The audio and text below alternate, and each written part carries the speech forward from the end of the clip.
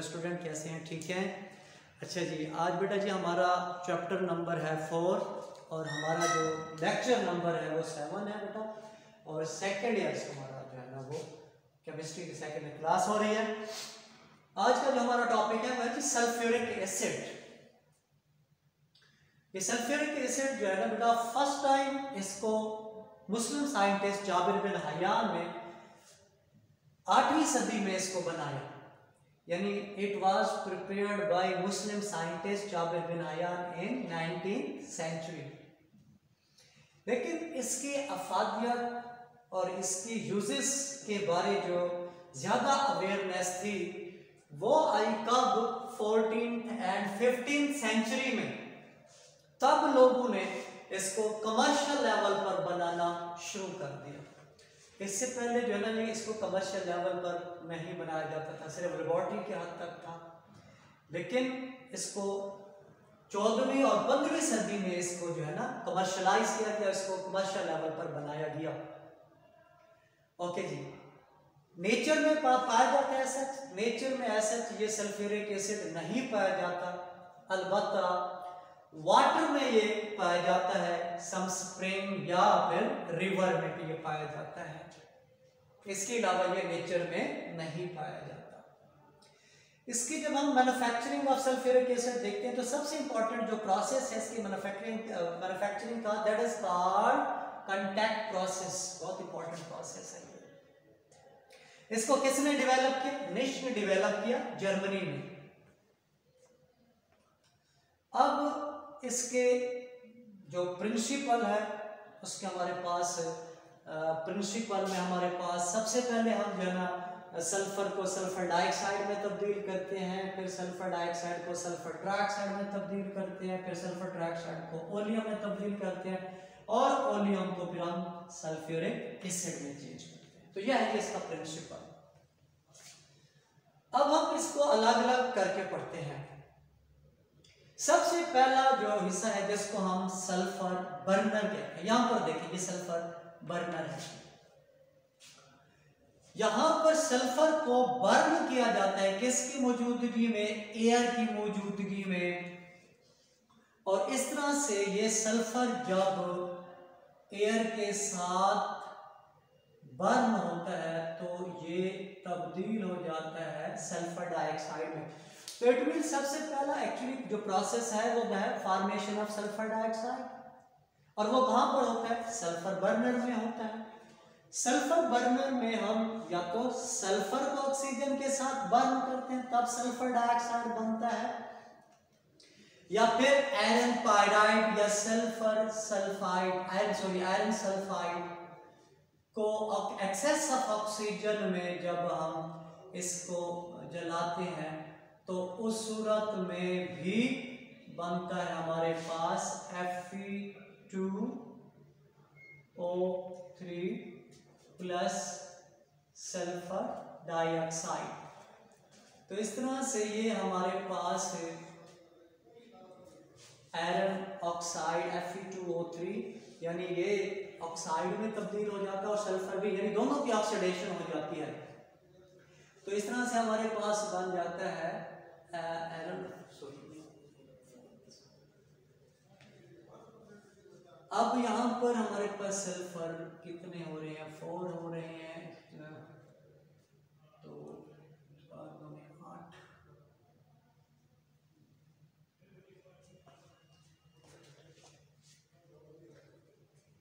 ये ऑक्सीजन कितने हो गए? 8 दूनी 16 और 3 दूनी 6, 16 और 6 हमारे पास बाई 11 तो इस तरह से आयरन पाइराइड को जब एक्सेस ऑफ ऑक्सीजन के साथ जलाया जाता है तो आयरन ऑक्साइड बनता है और सल्फर डाइऑक्साइड बनता है। तो इसका जो पहला स्टेप है वो है जी हमारे पास molten sulphur in sulphur burner. इसमें हम इस सल्फर को ऑक्सीजन के साथ बर्न करते हैं तो हमारे पास सल्फर डाइऑक्साइड बनता है। अब इसका दूसरा जो हिस्सा होता है ये इसका सल्फर बर्नर हो गया, और दूसरा जो हिस्सा है वो हमारे पास है जी प्योरीफाइंग यूनिट। अब हमें सल्फर डाइऑक्साइड जो बन गई है इसको प्योरीफाई करना है, क्योंकि इसमें डस्ट पार्टिकल होते हैं, इसमें आर्सेनिक ऑक्साइड्स होते हैं, तो इसलिए इन डस्ट पार्टिकल को और आयरन ऑक्साइड को यहाँ से जो है ना प्योरीफाई करना होता है, इनको अलग करना होता है ताकि इसको हम प्योरीफाई करें और इस तरह से आगे जो रिएक्शन है वो प्रॉपर हो सके, कोई प्रॉब्लम ना हो। तो अब इसके आगे मुख्तलिफ हिस्से हैं प्योरीफाइंग यूनिट में। तो सबसे पहला है डस्ट रिमूवर। डस्ट रिमूवर ये है डस्ट रिमूवर। यहां हम गैसेस में से स्टीम पास करते हैं, तो इस ये डस्ट पार्टिकल्स को यहां से कुछ जो डिजॉल्व हो जाते हैं उसको अपने अंदर डिजॉल्व कर लेते हैं और अलग कर लेते हैं।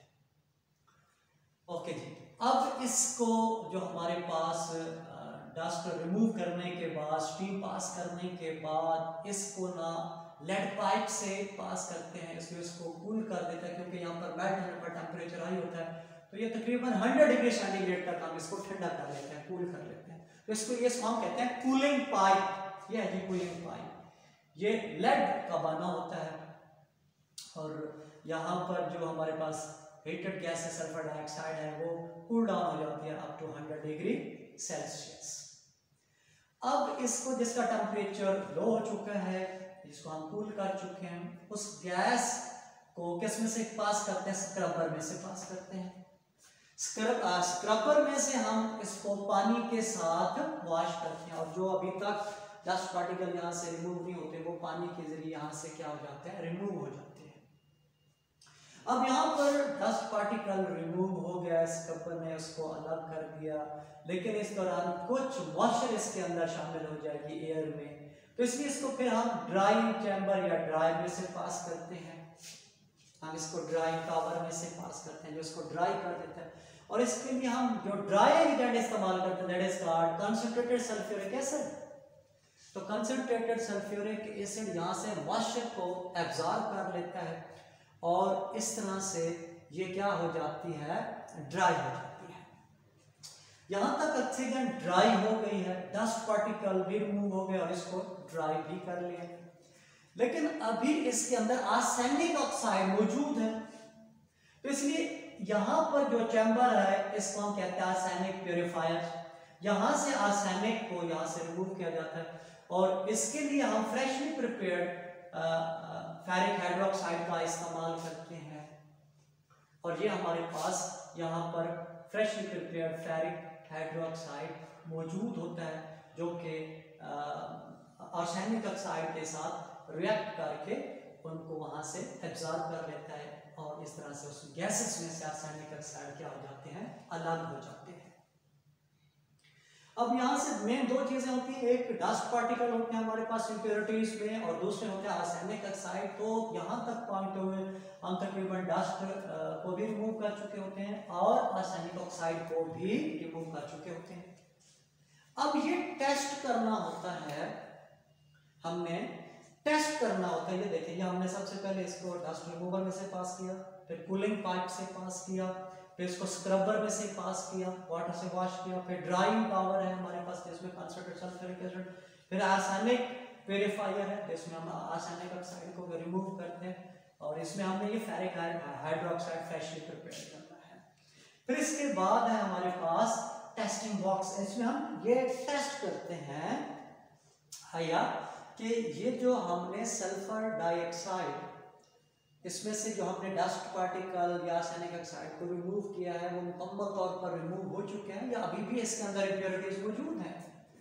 तो इसके लिए इसमें से हम जो है ना रेज पास करते हैं, लेजर पास करते हैं, और उनकी मदद से हम ये पता चलाते हैं कि इनमें डस्ट पार्टिकल मौजूद हैं या नहीं है, क्योंकि वो रेज अगर अपना स्कैटर हो जाती है, रास्ता चेंज कर लेते हैं, तो इसका मतलब है यहाँ पर डस्ट पार्टिकल मौजूद है। और इसलिए अगर यहाँ पर डस्ट पार्टिकल मौजूद हैं और ये टेस्टिंग बॉक्स बताता है ये बिल्कुल क्लीन नहीं है गैस, तो तब हम इसको दोबारा रिसाइकल करते हैं और इसी तरह से यहाँ तक दोबारा आएगी ताकि इसको मुकम्मल तौर पर हम इसको क्या कर दें? क्लियर कर दें, साफ कर दें।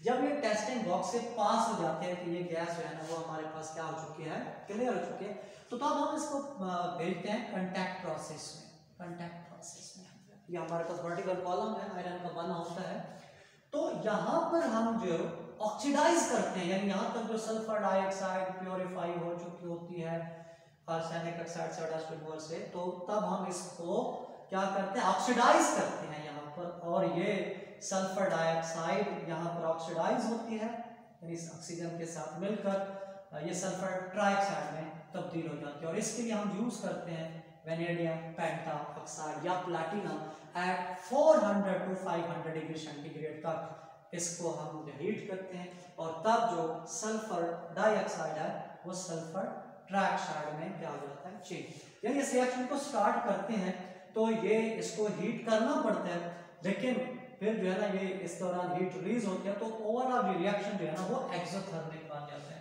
जिस तरह से हम किसी चीज को जलाते हैं तो पहले उसको इनिशिएट करते हैं और फिर वो एक्सोथर्मिक हो जाती है, रिलीज होती है, तो इस तरह से इसको इनिशिएट किया जाता है और इसके बाद जो है ना ये एक्सोथर्मिक रिएक्शन होता है और हीट रिलीज होती है। तो formation of sulphur trioxide is a exothermic process, और इस दौरान 269.3 किलोजूल पर मोल एनर्जी रिलीज होती है इस प्रोसेस के दौरान, जिसमें सल्फर डाइऑक्साइड को हम सल्फर ट्राइऑक्साइड में ऑक्सीडाइज करते हैं। किस चैम्बर में, कांटेक्ट चैम्बर में, यानी इस चैम्बर में। अब इसके बाद आता है हमारे पास अब्जॉर्प्शन टावर। अब्जॉर्प्शन टावर यहां पर हम जो सल्फर ट्राइऑक्साइड से सल्फ्यूरिक एसिड बनाना है, लेकिन हम यहां पर सल्फर ट्राइऑक्साइड को डायरेक्ट वाटर के साथ रिएक्ट करके सल्फ्यूरिक एसिड नहीं बनाते। उसकी वजह यह है कि एक तो जब हम सल्फर ट्राइऑक्साइड को अगर हम वाटर से रिएक्ट करवाएं तो ये हाईली एक्सोथर्मिक प्रोसेस होता है, और दूसरा जो है ना ये इसकी एफिनिटी कम होती है, उससे यील्ड जो है ना वो कम बनती है, सल्फ्यूरिक एसिड की यील्ड कम हो जाती है। तो इसलिए क्योंकि इसकी जो ना ऐसे हो ये नॉन पोलर है, ये पोलर है, तो इसकी एफिनिटी इसके लिए कम हो जाती है। तो इसलिए सबसे पहले हम क्या करते हैं कि सल्फर ट्राइऑक्साइड को हम रिएक्ट करवाते हैं, तकरीबन 98%, ये है जी 98% हमारे पास सल्फ्यूरिक एसिड, इसके साथ जब हम इसको रिएक्ट करवाते हैं तो ये बनता है ओलियम H2S2O7, ओलियम H2S2O7 ये पानी के लिए बहुत ज्यादा एफिनिटी रखता है, और जब हम इस ओलियम को H2S2O7 को वाटर से रिएक्ट करवाते हैं तो तब ये तब्दील हो जाता है सल्फ्यूरिक एसिड में, यानी हम रिक्वायर्ड जो है ना क्वांटिटी इसकी मदद से हासिल कर सकते हैं। सवाल ये आता है कि अगर हमने सल्फ्यूरिक एसिड ही बनाना है तो हम यहाँ पर सल्फ्यूरिक एसिड 98% सल्फ्यूरिक एसिड को इससे क्यों रिएक्ट करवा रहे हैं, तो ये तो है हमारे पास। बेटा ये देखें कि यहाँ पर जो हम सल्फ्यूरिक एसिड इस्तेमाल करेंगे, यहाँ पर जो हमें सल्फ्यूरिक एसिड मिलेगा वो उससे दुगना होगा, तो इसलिए यहाँ पर हमें एक तो उसकी क्वांटिटी ज्यादा मिलेगी और दूसरा हम रिक्वायर्ड क्वांटिटी में उसको बना सकते हैं, रिक्वायर्ड कंसंट्रेशन में उसको हम बना सकते हैं। तो इस वजह से सबसे पहले हम सल्फर ट्राइऑक्साइड को सल्फ्यूरिक एसिड से रिएक्ट करके हम उससे ओलियम बनाते हैं, और oleum has great affinity for water, और तब ये इसके साथ जब रिएक्ट करता है तो तब हम हासिल करते हैं सल्फ्यूरिक एसिड। ये गुड क्वालिटी हमारे पास सल्फ्यूरिक एसिड होता है, और that is why contact process is a very important process. तो ये है जी ओवरऑल हमारे पास प्रिपरेशन ऑफ सल्फ्यूरिक एसिड के सल्फ्यूरिक एसिड किस तरह से बनता है। तो ये इसका डायग्राम है पूरा किस तरह से हमारे पास बनता है। तो सबसे पहले जैसा कि मैंने बताया कि हमें क्या करना है, सल्फर डाइऑक्साइड हासिल करनी है, ये सल्फर डाइऑक्साइड हासिल करनी है।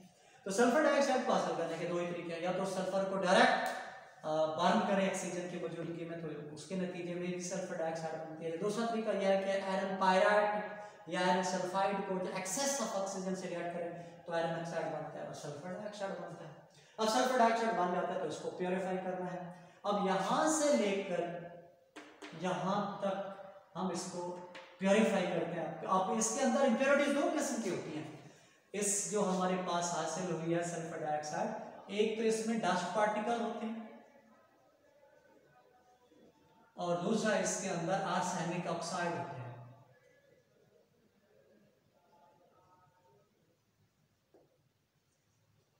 आर्सेनिक ऑक्साइड्स होते हैं। तो अगर ये डस्ट पार्टिकल और आर्सेनिक ऑक्साइड रिमूव ना किया जाए तो आगे जब हम इसकी ऑक्सीडेशन करते हैं तो इसकी प्रॉपर ऑक्सीडेशन नहीं होती, क्योंकि ये जो आर्सेनिक ऑक्साइड है ये इस कैटलिस्ट को पॉइजन कर देते हैं, जिसकी वजह से रिएक्शन की जो एफिशिएंसी है वो बहुत ही कम हो जाती है। इसलिए यहाँ से इन डस्ट पार्टिकल को, रासायनिक ऑक्साइड को रिमूव करना बहुत ही ज़रूरी होता है। तो इसलिए फिर हमारे पास ये आगे इसके मुख्तलिफ यूनिट हैं जिसमें सल्फर डाइऑक्साइड को पास किया जाता है। तो उस तरह से एंड में जब हम रासायनिक प्योरीफायर में पहुँचते हैं तो यहाँ से हम डस्ट पार्टिकल को भी रिमूव कर देते हैं और रासायनिक ऑक्साइड को भी रिमूव कर देते हैं। तब आखिर में जाकर हम टेस्ट करते हैं कि वाकई क्लियर हो चुकी है। अगर क्लियर है तो नेक्स्ट आगे इसको कॉन्टैक्ट चैम्बर में भेजते हैं। और अगर यहाँ पर सल्फर डाइऑक्साइड जो हमारे पास जो लेजर इसमें से पास करते हैं वो इधर उधर बेंड हो रही है तो वो इंडिकेट कर रही है यहाँ पर जो है ना डस्ट पार्टिकल मौजूद है। तो तब हम दोबारा इसको रिसाइकल करते हैं ताकि इसको प्योरीफाई कर सकें। जब ये प्योरीफाई हो सकती है कॉन्टैक्ट चैम्बर में भेजते हैं, जहाँ पर कॉन्टैक्ट चैम्बर में इसको हम सल्फर डाइऑक्साइड को सल्फर ट्राइऑक्साइड में तब्दील करते हैं। और फिर इसके बाद जब सल्फर ट्राइऑक्साइड हासिल होती है तो तब हम इसको एब्जॉर्प्शन टावर में ले जाते हैं। और एब्जॉर्प्शन टावर में हमारे पास सबसे पहले सल्फर ट्राइऑक्साइड को सल्फ्यूरिक एसिड से रिएक्ट करते हैं 98% और ओलियम हासिल करते हैं और ओलियम को वाटर से रिएक्ट करके हम required quantity of sulphuric acid